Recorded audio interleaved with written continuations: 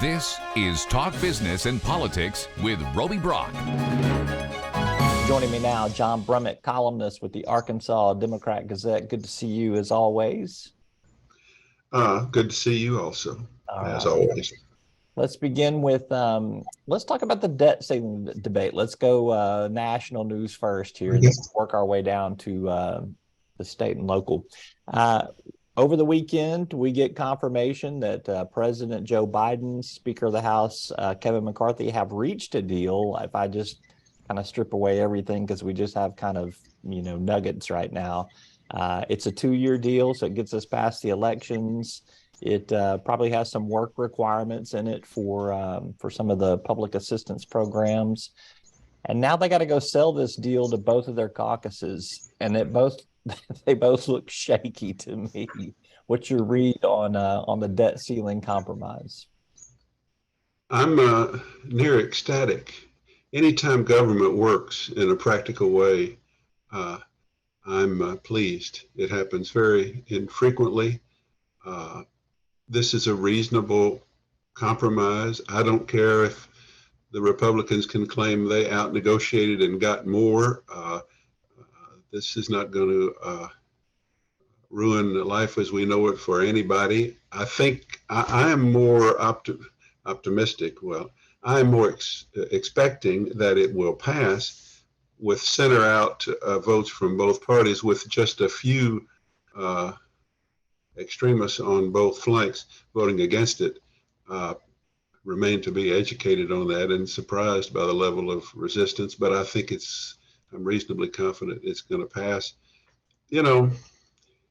We get past the next election, we're going to have some reduction in future spending growth. We're going to expedite energy exploration permitting, and we're going to have a work requirement, as I understand it at this point, for a small number of people. They're on food stamps. They're between 49 and 54, and they'll have to work 20 hours a week, or be in a work program, or sign up, register for work, or get certified by doing volunteer work. And as I put it in a column, while I'm normally against work requirements, for some 53-year-old guy with no dependents who's able-bodied, who's sitting out there on a couch, I'm okay with his getting up and going doing janitorial services at his church, if that'll save the global economy. Yeah. So that's sort of the way I see it. I expect it to pass. And generally speaking, in my old dotage, I am happy when the left and right extremes are distraught. That makes me happy. And we've got a solution. I've lost a great deal of my youthful ideology because I live in just dread that our government's not going to be able to function. And some days it looks like that. In this case, in the end, it did. And there's less to this deal than meets the eye. I just told you what I think the work requirement amounts to. Could be more when we actually see the bill. But and we're not really making draconian cuts in spending. We're restraining future spending growth, which at some point seems like we're going to have to do. So it's a happy Memorial Day for me.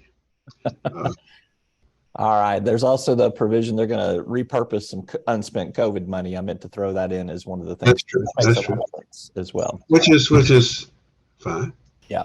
Seems to me. Right. Let's turn our attention to Arkansas on late Friday afternoon before Memorial Day weekend truly kicked off. The Judge Herb Wright out of Pulaski County rules that he puts a temporary restraining order on the LEARNS Act, which effectively throws everything into a scramble. It's been appealed by the Attorney General to the Arkansas Supreme Court. But as of today, everything is on hold with the LEARNS Act until a June 20th hearing, at which time it will probably be reevaluated if the Supreme Court doesn't act before then. Lots of things to unpack here.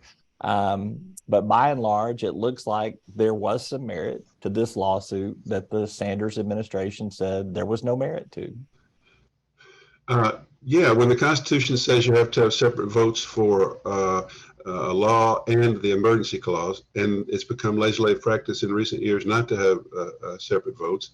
And when somebody notices that and decides to take it to a judge, judges are often guided by the plain words in the Constitution.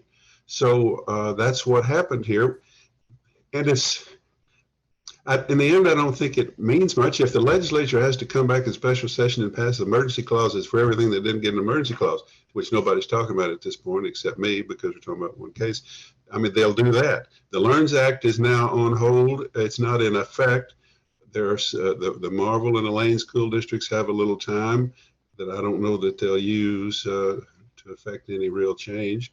The people wanting to refer this to the ballot have a little time if they can get their ballot title approved. But in the end, I don't think anyone is saying we're not going to have the LEARNS Act, and the Marvel Elaine school district is going to have to undergo some significant administrative change. So I don't think there's any long lasting implications, but there is a little bit of interim good news for opponents of the LEARN Act. And I think largely there's some psychological good being done for professional public school educators who have been, or so, and liberal-minded people who are so beleaguered by the way this thing has been crammed through and they've been beaten over the head, just to have a little victory in a Pulaski County court, which may last no longer than 3 weeks or 2 weeks, 2 or 3 weeks.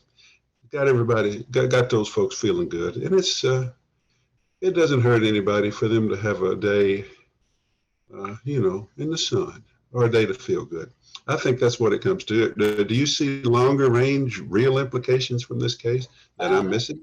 No, but I think there's 2 points. One, you mentioned the potential political solution to this, which is call them in special session and do your 2 separate votes, and it kind of makes the majority of this lawsuit moot. Although there's some arguments that the emergency clause is not necessary and that it's splintered because of the different portions of the bill that it applies to. I think that the judge really didn't address in the lawsuit what I think is going to be one of the state's biggest defenses, which is the legislature can set its own rules. Right. And I think he did. I think that was the option. That was the other constitutional sort of contradiction, if you want to say that. And he chose this one, yes. Right? So yeah. And the Arkansas Supreme Court starts out, I think, with 3 essentially Republican legislative votes for Sarah Sanders' side, and there's 7 members. So the Arkansas Supreme Court could preempt this, and well might. And in the future, well, depending on what the Supreme Court does, in the future, it's going to take more time for legislative sessions because they're going to have to do a couple seconds and do a separate emergency clause, maybe, going forward. But the meat of it, that this learns law is here or is coming. Either way, we're gonna have it, I think, in Arkansas. Just justice is nonpartisan, John. Justice is nonpartisan. Well, no, justice is nonpartisan, but the way but electing Supreme Court judges is not. That's not. It's nonpartisan on my ballot. I know they call it that. I'm just telling you, and I won't call any names, but there are 3 members of the state Supreme Court that I consider simply Republican legislators casting their legislative votes in a judicial way. It's not unique to Arkansas. They're doing it by the appointment and nomination system on the U.S. Supreme Court. They're doing it in Texas and Wisconsin and states where they have highly partisan judicial appeals court systems. Things are imperfect, Roby, sometimes. And in the end, we can only hope for occasional independent justice, and sometimes we get it. But I think 3 votes on the Arkansas Supreme Court, I'll just put a little money down how they're going to go. We'll see. Right.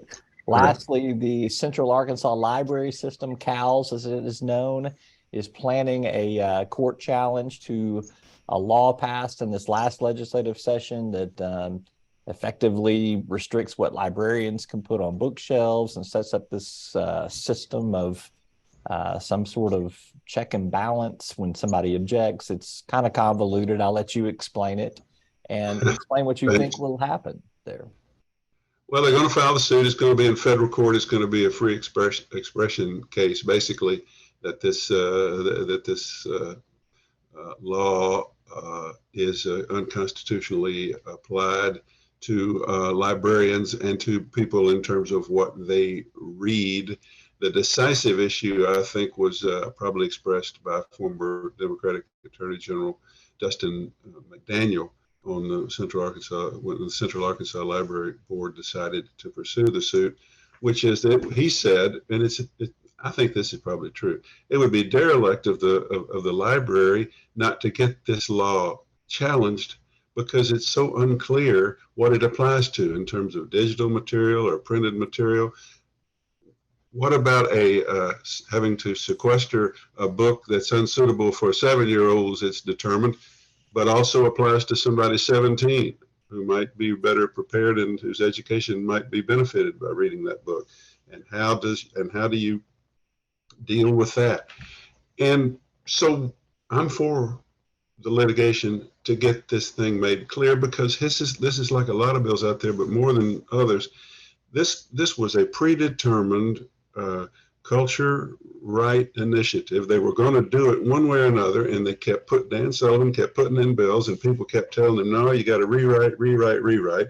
And in the course of it, librarians are sitting out there facing a potential criminal law for trying to educate people by letting them check out material. So let's figure out just what materials we're talking about, and let's figure out if this is reasonably a reasonable system.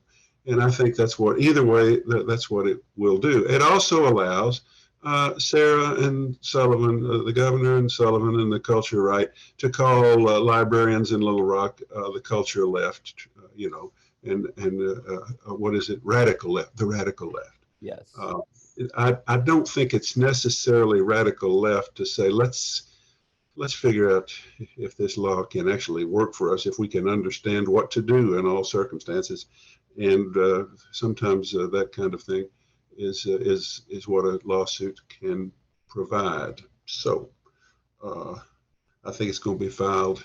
It's ready. And I think they're going to get it filed probably in a few days, next week maybe. So if I'm hearing you right, you feel like this lawsuit provides clarification for what the law is. That's what I'm trying to say. That's what I'm trying. You always take my ramblings and then you try to then you say, so you're saying. Yes, clarification. Now I'd be philosophically delighted if they throw it out entirely. I don't think there was any library situation in the state that needed fixing. If they throw it out entirely, I will be pleased on an ideological basis, even though I just said my ideology tends to weaken. But at the very least, I think the more persuasive general point is, let's figure out what librarians might go to jail for or not. Let's see what Class A misdemeanors might befall them in certain situations, and sometimes a lawsuit can do that. So yeah. The most principal benefit is clarification. Secondary, some of us might hope they throw the whole thing out. All right. Well, we've got some nice weather to go enjoy, so let's go do that, shall we? Well, you have a happy day and a good week, and it's always a pleasure to talk to you, my man. All right. John Brummett with the Arkansas Democrat Gazette. Thanks.